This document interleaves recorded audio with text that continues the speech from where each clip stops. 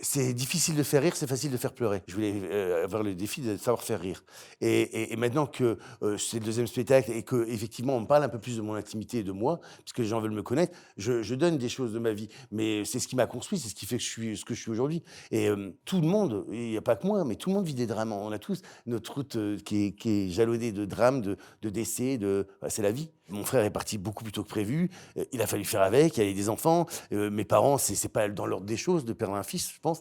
Je ne veux pas regarder dans le rétroviseur, moi je veux regarder devant. Sinon j'aurais jamais rebondi et je me serais coupé les bras. Et ma sœur, c'est pareil, elle a une résilience.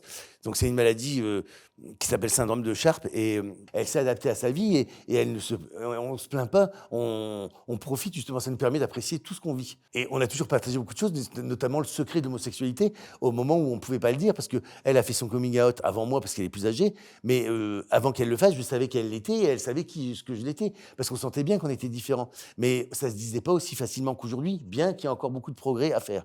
Mais à l'époque, c'était une bombe de dire ça. D'accord.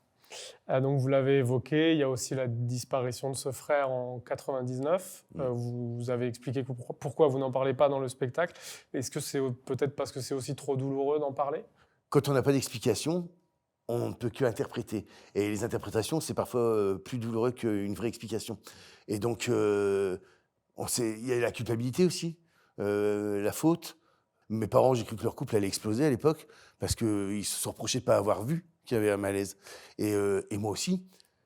Il y a des choses que j'aurais voulu dire à mon frère que j'ai pas pu lui dire avant de partir donc mais il faut vivre avec ça toute sa vie. On négocie avec, ses malheurs, voilà et j'ai la vie de tout le monde, hein, enfin tout le monde a des malheurs. Donc on négocie avec ça, il faut avancer avec ça et ça fait aussi notre force et après toutes les tragédies que j'ai eues dans ma vie, c'est aussi, je les ai traitées avec un ressort comique. Tout ce que j'aborde sur scène, à la base, a été hyper dramatique. C'est-à-dire quand tu te fais rouler, par ton premier mec de 90 000 € machin, tu en rigoles pas, j'en rigole 20 ans après sur scène, mais les huissiers qui sont venus piquer ma maison, ma voiture et tout ça à l'époque, c'était un peu compliqué, tu vois? Donc c'est la façon de le transformer, voilà et je te dis, je voulais pas faire, pleurer, je voulais faire rire avec ce qui m'est arrivé. Donc c'était une thérapie pour moi aussi.